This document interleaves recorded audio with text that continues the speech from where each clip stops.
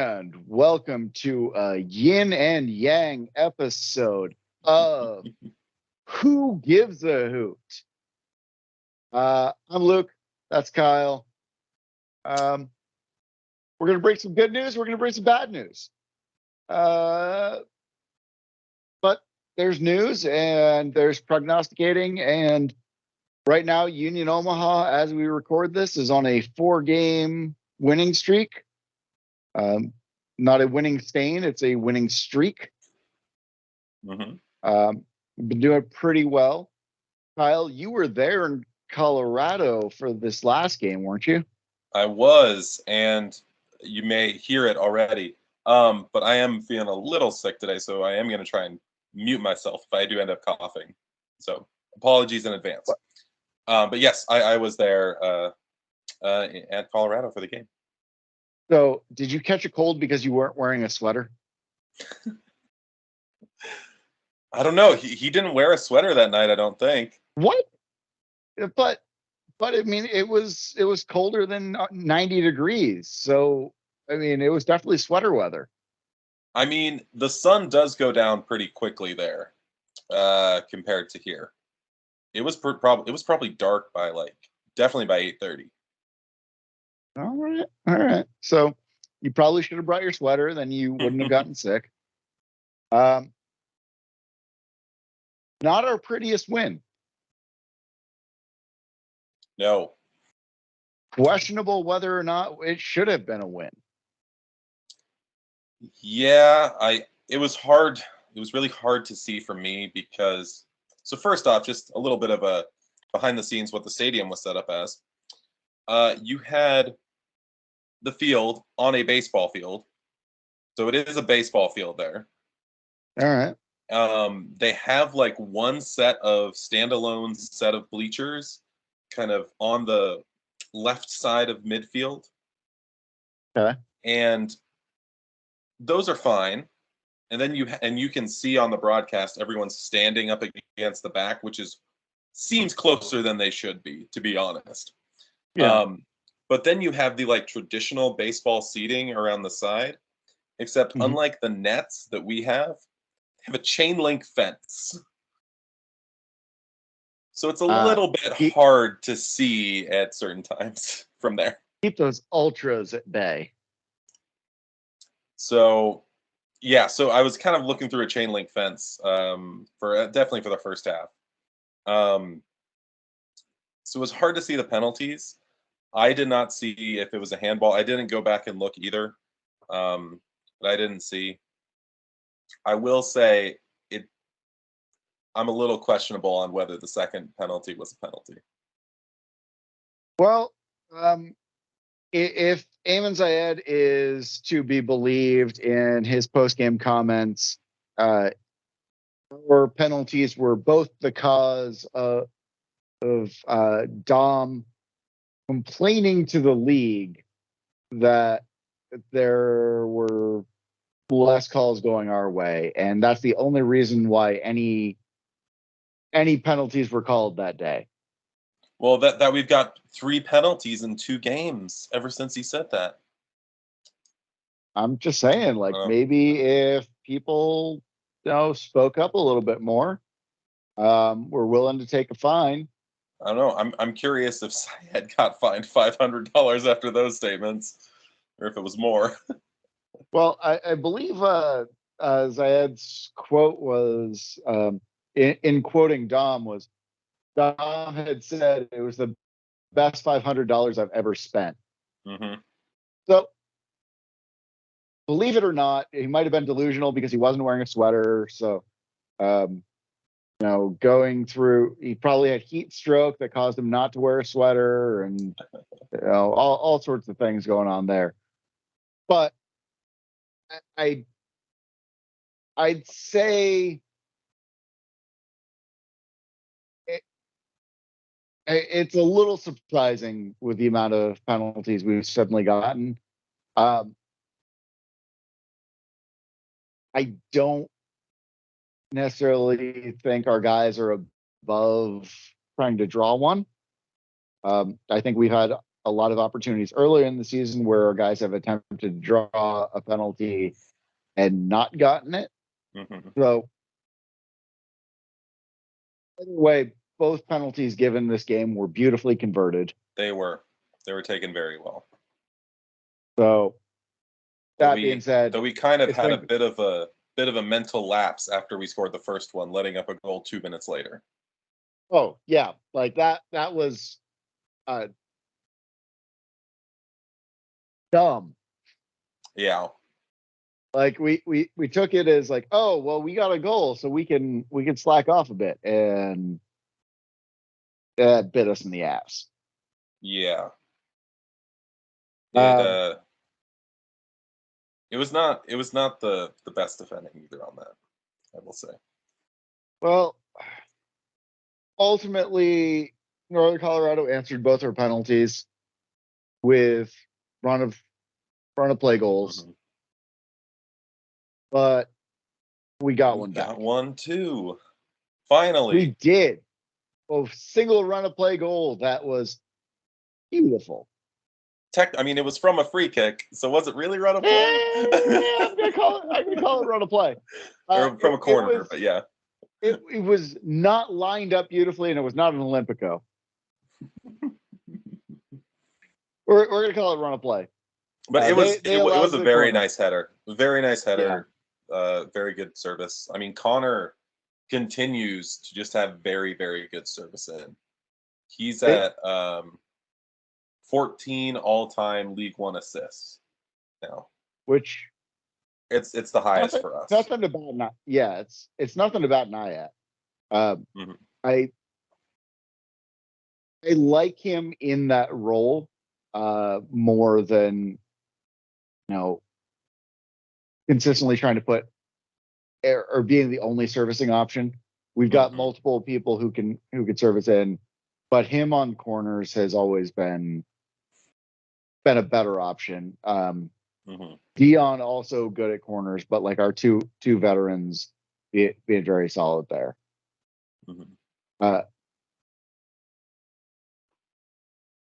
Whether we could have gotten the win, it was very lucky that they did not score another goal or even multiple goals at the end. It was very, very close. There was a lot of stoppage time. There were 2 goals called offside, which I think they were both actually offside, but just shows how close they kept pushing and kept being. I did not feel comfortable that entire game. Oh yeah, no, me neither. Like I don't think our guys should have felt comfortable that entire game, and I think they definitely did a few times.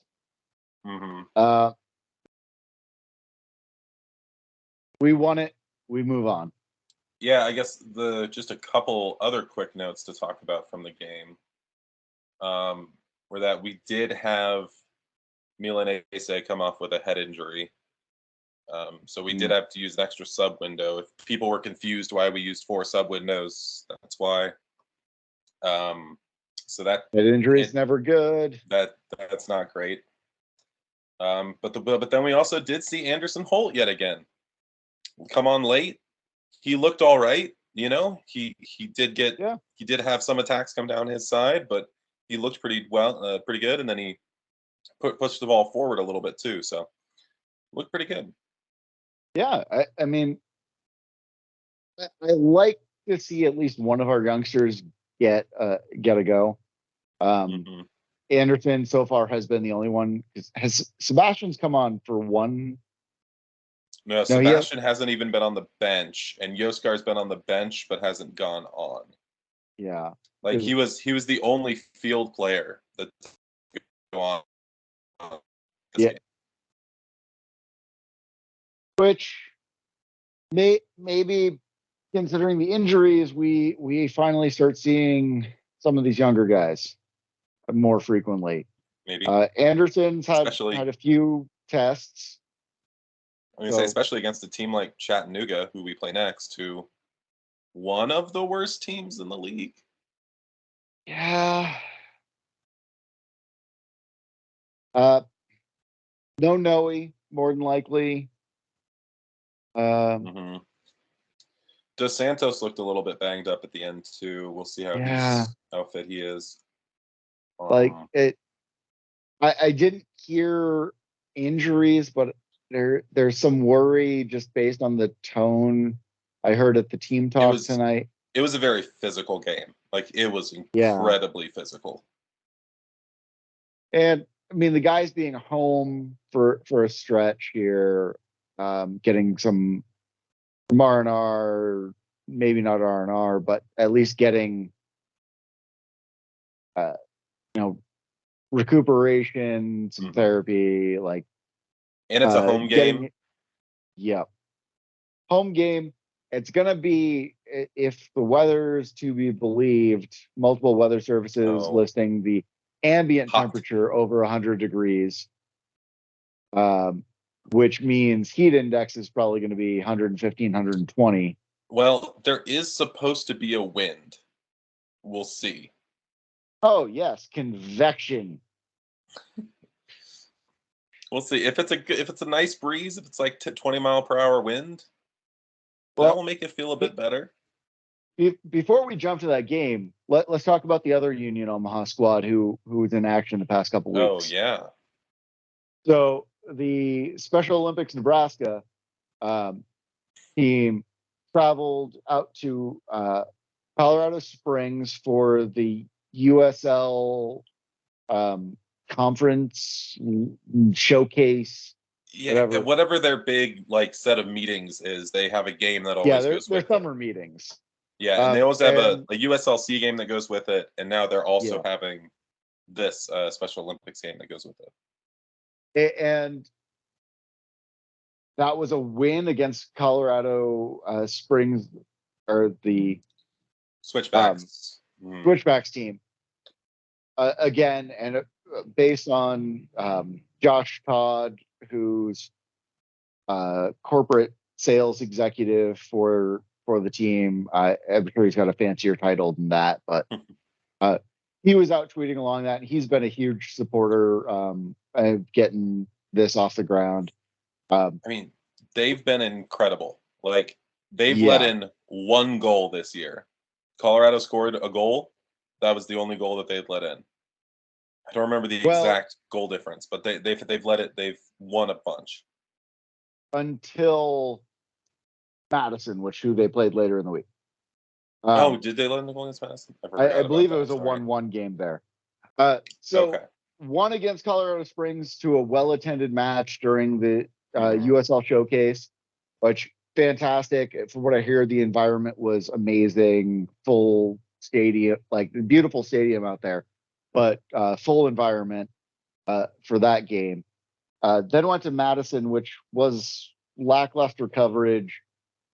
The team wasn't able to send anybody up there. I didn't see a whole lot from Madison themselves on it.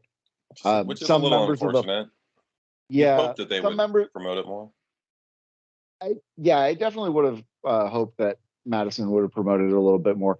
Members of the flock were very supportive of the competition, so did catch some of that on the Xverse or whatever the hell it is. But that ended in a draw. Apparently, there was no consensus on whether a shootout should occur to decide a winner. So season ends on a draw. The first draw, our Special Olympics Nebraska team, unified team, has had. It's been won a every nonstop. Nonstop winning track record till then. So as of this recording, still, and as of this season, still undefeated. So take it. Great to see those guys and gals out there. They've been an amazing team. If there's no more games that they'll have in 2023, so when they play in 2024, stick around for one of them. Go to one of those games. You will not regret it. It's fantastic soccer. It's fantastic cause, and those men, women are just. It's great to see. That being said, let's slide into the Chattanooga game coming up for Hispanic Heritage Night, sponsored by what's it? Supermercado Nuestra Familia. Nuestra Familia, yeah. Yeah. So one of the Spartan Ash companies, they are running a promotion. If you buy what is the 3 store, Hour Family, I think it is. which is available as a Family Fare, is their other one? Yeah, I think Family Fare. So Family Fare or Supermercado, any of their locations, pick up 3 canned items of our family brand, whatever. Turn that in for a free berm ticket for Saturday night's matchup against Chattanooga Red Wolves. As we mentioned, that's going to be a hot game, so hydrate. Yeah. Yeah. Yeah. Like, yeah, hydrate for that one. Yeah. Yeah. And yes, I was just confirming it is Our Family brand. I went to the Twitter Okay. page. I don't use X.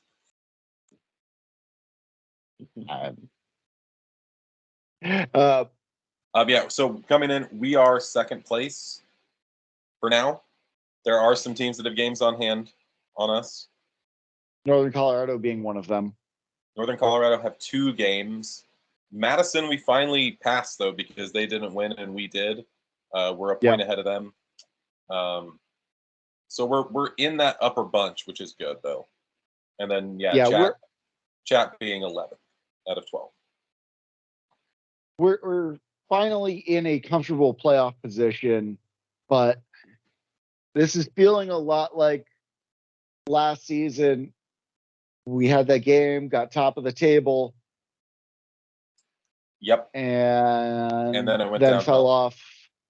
fell off, lost our home host spot because injury and just poor run of play. Yeah. And I don't even know what to look at for a potential lineup here, but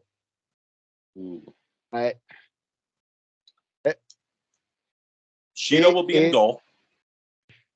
I hope so. He didn't look injured tonight, but yeah, but who knows? Yeah. I do think we don't see Marco, so I think.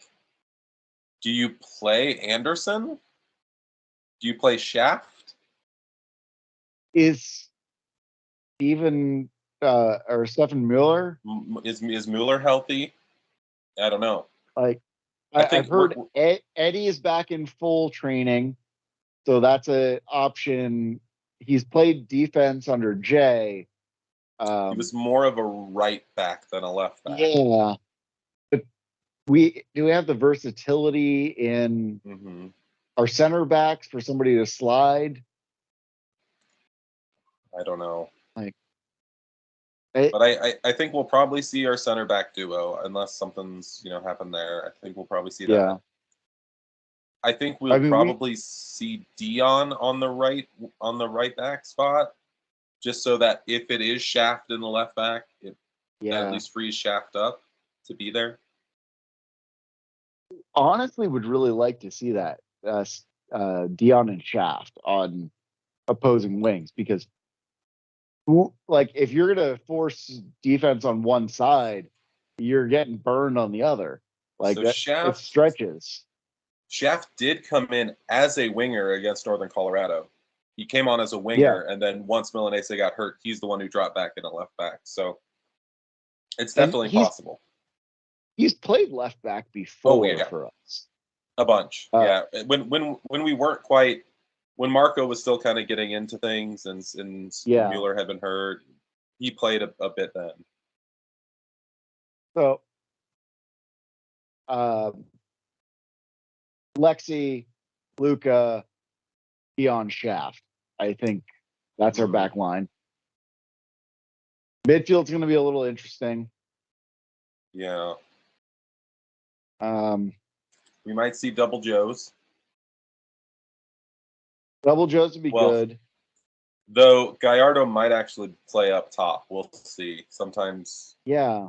sometimes Dom likes to do that. He'll like put Gallardo as the top, but then he'll kind of switch back with Brito or with someone else. Well, and as you were mentioning, it seemed like Steven was getting pretty beat up. Yeah. And I don't know how things have carried out in practice, but with Noe likely still out, I don't know if Pedro's back to full health after the dislocation. Yeah, he got almost a full half. Yeah. So I don't know. So do we see Steinwasser? I think we see Stein. I think we see Steinwasser. I'd be happy to see it. Well, the team talk last month with Marco and Luca. The question was asked, who's the guy you hate to face in training? And they listed Alejandro Steinwasser. And today, with Shido and Ian in the team talk, besides Giovanni, because they're always wary of where Giovanni is going to be on the pitch and whether he's going to shoot at them. Shoot it, yeah, from wherever. Yeah, it seems like they might have some trauma from taking a Giovanni ball to the face or like getting into the net from them when they're looking in an entire different direction. But they're saying that Steinwasser is the guy that they hate to face the most because he's 100% or more all of the time. Like you never know what he's going to do. So I'd like to see him out there. But if you don't have Noe and you don't have Dos Santos, if Dos Santos did pick up a knock or just needs the rest, or who are you starting him with? If Pedro's still working through something. Oh, because that's who I would say. I would have said Pedro. But if Pedro had the dislocated shoulder a few weeks ago, like, do you, Luis? I mean, Luis kind of has, but they kind of played it where you had a 9 and then you had kind of a drop down, either like a false 9 or a 10, kind of. Yeah. When Luis has played it before. My wild out of there idea would be to throw Giovanni up top as a little bit of a taller guy. I don't hate it. But the issue is I think he'd get too close to goal to get anything in.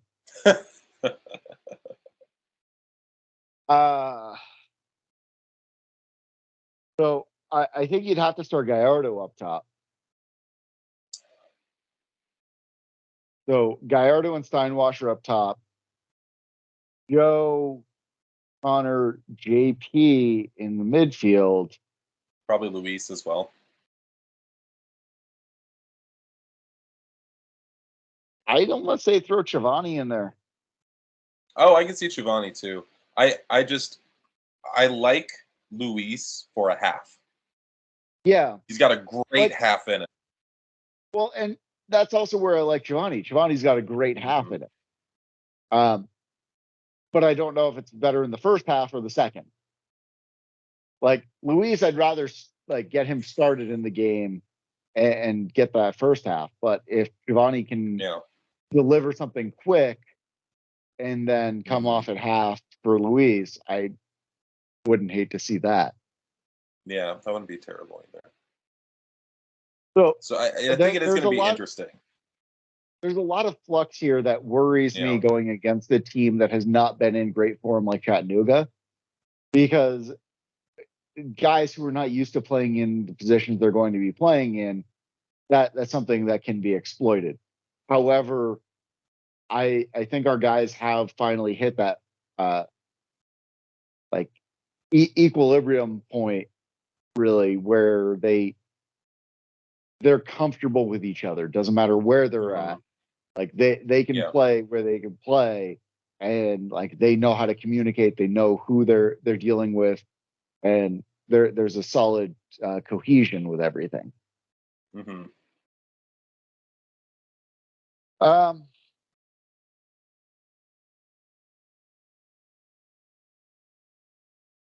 it, if we're looking at the injuries as we're talking about, or like potential just not available,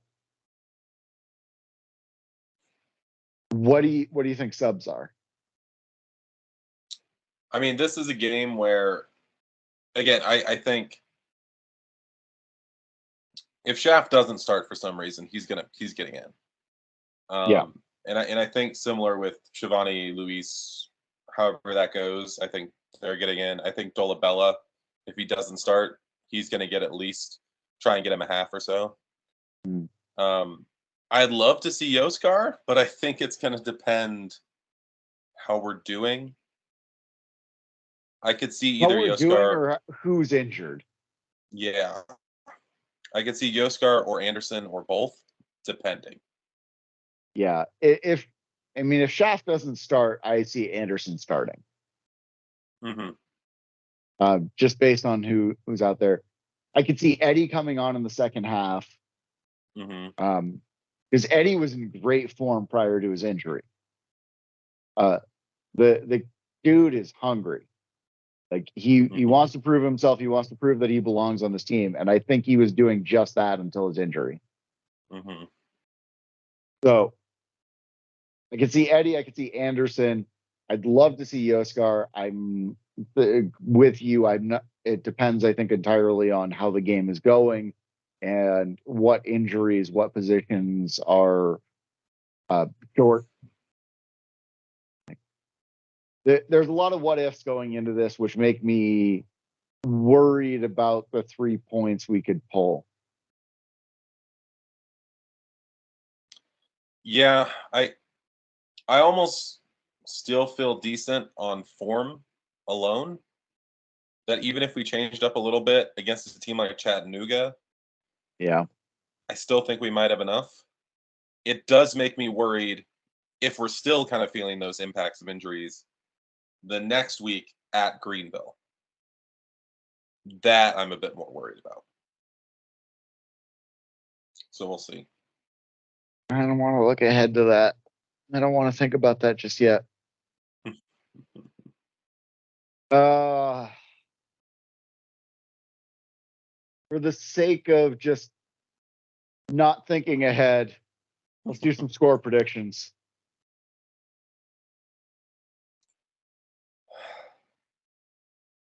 Oh boy. Where do you think our defense is going to be? I think our defense will be fine. Like Okay. even without Marco, I think we'll be fine. We've done it before. Yeah. And we've been okay. So I think we'll be good enough. I mean, I feel like 2-1 is generally what I go, but I am kind of feeling a bit of 2-1. We find 2 goals from somewhere and let one get by like we've sometimes just kind of had happen.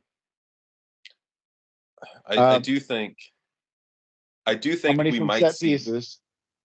maybe one from a set Yeah. piece. And I'm curious if we'll keep seeing the scores spread around because that was something Rich mentioned in the article too. We've had so many different people score this year. Yeah. I'm curious if that'll continue to be the case. Well, JP's our second highest scorer now after his PK. No, he's still behind Evan. No, I He's mean for this season. for this. Yeah, I think for this season. Sorry, I was thinking all time. Yeah. Yeah, all time. You think he's still behind Evan? He overtook Greg. Yeah, he's at 17 all time. And that doesn't include preseason goals, in which case he's our highest scorer ever because he can score out the butt in preseason. But come on, JP. Yeah, I'm just pulling it up here quick. Yeah, JP's at 6. Noe, of course, has 9. Dos Santos has 5. Gallardo and Dolabella have 3 each. Junior has 2, and then we have Shivani, Dion, Alex, Shaft, all with 1. So a little bit by committee. Yeah. Not as by committee as we have been, but not fantastic. Yeah, I mean it's 10 different scores. So if Noe was able to stay healthy and wait, that's not even no including fault like Lexi. Weird. Yeah. I don't know.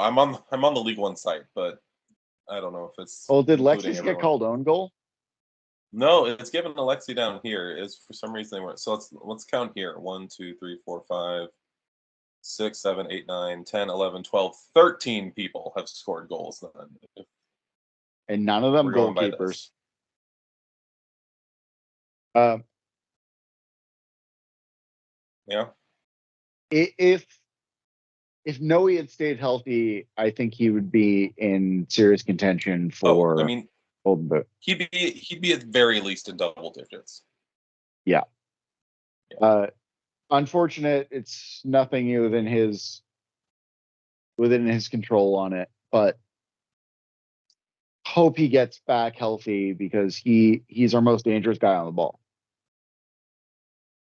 Oh. He has an eye for goal. Okay, so players that haven't scored goals this year, so that could come and be added to this list. I mean, the goalkeepers, obviously, but ones that are realistic here. Luis has still not yet scored. He's had so many close chances, off the bar a number of times, saved at the death. Mastro Antonio, Luca hasn't had a goal yet. And then, yeah, if Eddie's coming back and being healthy, he has also not scored yet. So, definitely have some more options. Yeah, don't expect it from Luca. He's been a bit further back on a lot of our set pieces, a lot of our corners. Like he's tall enough that he could have a head on goal, and he's not fast enough that he's our last man back. But he's kind of further back in the box a lot of times. Mm-hmm. Like to see Luca with something off the corner. Luis, I'd love to see him convert something. If not, just keep supplying. Just keep supplying. Yeah. And Eddie coming off the bench after a long injury to score a goal like that'd be poetry. Mm-hmm. So I'm gonna say 3-0. Of course. Don't think we get a penalty this time. I think Chattanooga will draw a penalty. Just so that the refs can show that they're not being biased towards us? Yep. But I think Shido's going to save it. Hashtag Shido saves. And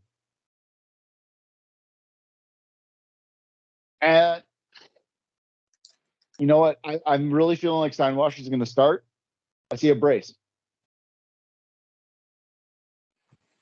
I mean, I'd love to see it. I think he deserves some more time, and hopefully he's able to get some.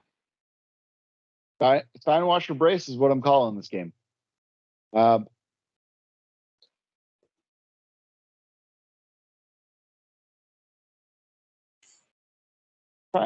Trying to think, like, do we have any other news coming up? Unless you want to talk a ways in the future, I don't think so. Well, we'll try to get back on a weekly cadence between life, work, and everything else. Where bi-weekly cadence has kind of been our go-to, but we'll try to get back on a weekly cadence here to talk going into Belt Week next week. 2 draws so far this year. And we just need that win. We can get that belt back home for contributor, sometimes co-host, JR's wedding, which is going to be the same day as the Greenville match. Oh, yeah. Yep. But we will not have boots on the ground for that because we are respecting the open bar. And if there's not an open bar, we're going to be very upset.